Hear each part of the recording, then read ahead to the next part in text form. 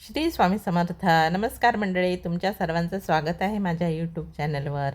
तर काल काकांनी बाजारातून एक कोथिंबिरीची गड्डी आणली होती. आठवड्याचा बाजार आणतो मी, त्याच्यात एक गड्डी आणली.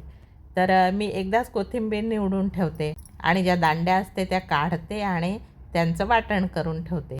आता ही कोथिंबीर मी चांगली 2-3 पाण्याने स्वच्छ धुवून घेतलेली आहे.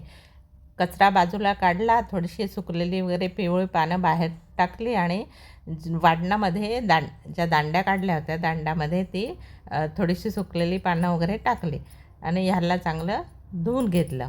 आता ज्या बारीक काड्या आणि थोडी कोथिंबीर होती ते मी मिक्सरमध्ये चांगलं बारीक वाटून ते एका डब्बीमध्ये भरून फ्रीझरमध्ये ठेवून दिलं. पण दांड्या कोळ्या कोळ्याच घ्यायच्या हां. मसाल्यामध्ये हे पहिल्यांदा वापरून टाकायचं.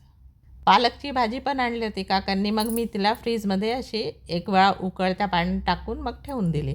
आता ती गार आहे, ते बर्फ झाला आहे तिचा, तोपर्यंत मी हा चहा पिऊन घेते आणि नंतर मग तिला वाटते. आता ही कोथिंबीर बघा सुकलेली आहे चांगली, हिला पण आता कपड्यात गुंडाळून मग प्लास्टिकच्या पिशवीत घ्यायची आणि मग फ्रीजमध्ये ठेवून द्यायची. आता ही पालकची भाजी पण मी आता वाटून घेतलेली आहे छान पालक पनीर करायसाठी आणि ही पण डब्यात भरून ठेवून देते. पुढे आपण तिची पालक पनीरची रेसिपी करूया. कोथिंबीर धुतली तर तिला मग चांगली कोरडी करायची, नाही तर मग कोथिंबीर न धुताच तशी ठेवू शकता तुम्ही आणि उपयोग करताना तिला धुवून घेऊ शकता.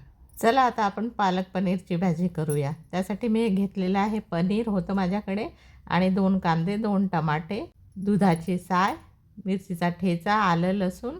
पहिल्यांदा कांदे आणि टमाटे चांगले बारीक चिरून घ्यायचे. माझ्या इथल्या चाकूला धार नाही, त्याच्यामुळे हे जे कांदा बारीक करायचं मशीन आहे ना, त्याच्यामध्ये मी कांदे आणि टमाटे दोन्ही बारीक करून घेतलेले आहे. याला चॉपर म्हणतात.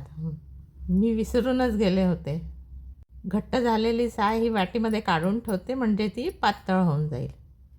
सगळे लागणारे मसाले घेतले आहेत आणि ह्या पनीरचे बारीक बारीक तुकडे करून घेते. कढईमध्ये अर्धा पळी तेल घातलेलं आहे. जिरं तडतडल्यावर त्यामध्ये हिंग, नंतर थोडंसं जिरं, नंतर कांदा घातलेला आहे. कांदा चांगला परतल्यावर त्यामध्ये ठेचा घातलेला आहे, मिरची, आलं लसणाचा, नंतर टमाटर घातलेले आहे, नंतर लाल तिखट, मिरची, हळद आणि धणे पावडर, जिरे पावडर, गरम मसाला सगळं घातलेलं आहे. नंतर थोडंसं पाणी टाकायचं म्हणजे मसाला जळणार नाही. मीठ घातलेलं आहे सगळ्या भाजीला पुरेल इतकं. नंतर हे पालक वाटलेली टाकलेली आहे त्याच्यामध्ये आणि क्रीम टाकली. नंतर तिला चांगलं मिक्स करून पनीरचे तुकडे टाकलेले आहेत. पनीरची भाजी तयार आहे.